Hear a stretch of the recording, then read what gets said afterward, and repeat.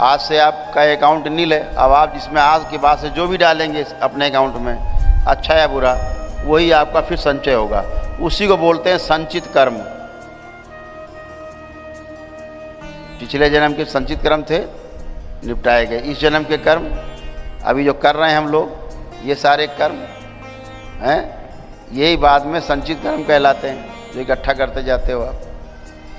तो आपके तमाम ये सब जो भोग थे काटे गए। अगर आपके भोग नहीं कटें, आप कभी भी ठीक नहीं हो सकते। ब्रह्मा विष्णु महेश तीनों खड़े हो जाएं आपके सामने, लेकिन अगर आपके कर्म भोग नहीं कटे तो वो भी कहेंगे जाओ भैया नमस्कार, भोग के आइए। ठीक, बगैर भोग कटे आपके कष्ट नहीं जाते। और भोग काटने की शक्ति केवल पूर्ण गुरु के पास है, भगवान के पास भी नहीं है। देवी देवताओं के पास आपके भोग काटने की शक्ति नहीं है, ध्यान रखना। कौन सी शक्ति है? आपकी क्षमता बढ़ा देंगे, रोग और कष्ट सहने की क्षमता बढ़ा देंगे देवी देवता आपकी। तो आपका रोग और कष्ट सहते सहते सहते सहते आराम से निकल जाएंगे। ठीक है, समय कट जाएगा रोते गाते किसी तरह से। लेकिन ये कहो कि कर्म भोग काट देंगे, वो नहीं कटेंगे। पानी बरस रहा है, छाता आपको दे देंगे, लो छाता ले लो भाई, घर तक पहुंच जाओ, भीगोगे नहीं। लेकिन पानी बंद कर दें आपके लिए, वो नहीं होगा, वो तो गिरेगा, वो तय है। गुरु क्या करता है? बरसात ही बंद कर देता है, काम ही खत्म, जाइए। तो यही व्यवस्था है। और इसीलिए हम अपेक्षा कुछ करते हैं देवी देवताओं से। देवी देवता क्या देगा आपको?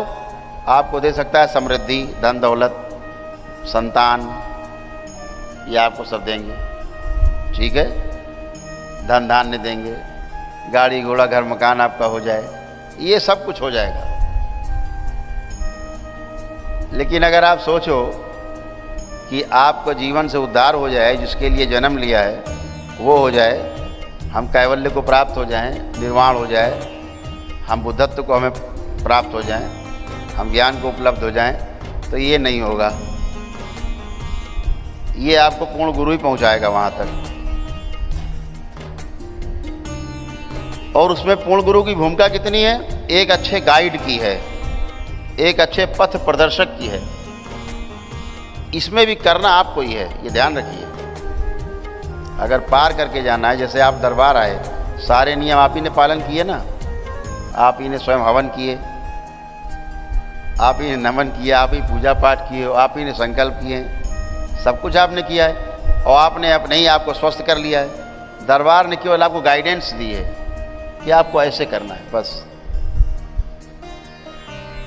तो जीवन से भी मुक्ति के लिए, 84 लाख योनियों से मुक्ति के लिए भी आपको ही प्रयास करना होता है। गुरु केवल आपको दिशा देता है।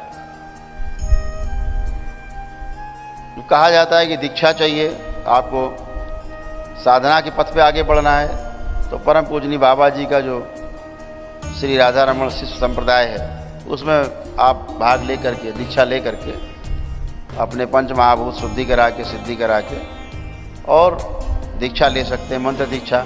मंत्र दीक्षा किस लिए? कि पहले आपका एकाग्रता आप में बन जाए। जब एकाग्रता बन जाए तब फिर ध्यान और साधना में वो एकाग्रता काम आएगी आगे। अभी तो छोटे से चलेगी गाड़ी, बच्चे को पढ़ाते हैं ना प्ले ग्रुप से, स्कूल से, धीरे धीरे धीरे फिर कक्षा 1 में आता है, फिर 2, 4, 5, 6 करते हुए हाई स्कूल, इंटर, फिर कॉलेज में जाता है, फिर टेक्निकल उसमें जाता है, फिर कुछ सीखता है, फिर उसके बाद कुछ सिखाने के क्रम में आता है। तो ऐसे ही परंपरा के अनुसार मंत्र दीक्षा के लिए गुरु होना आवश्यक है, इसका ध्यान रखना। अपने आप कोई माला ना फेरने लगना, कोई मंत्र वंत्र जाप करते रहे हो तो आपकी आदत है, आंखें बंद की और चालू हो गए मने मन में, ये सब नाटक करने की ज़रूरत बिल्कुल नहीं है। यही नाटक करके आप फंसे हो। कितना करना है? ध्यान पूजा करो, प्रार्थना करो, संकल्प करो, इशारा करो, मंत्र जाप नहीं करना, इसका विशेष ध्यान रखें।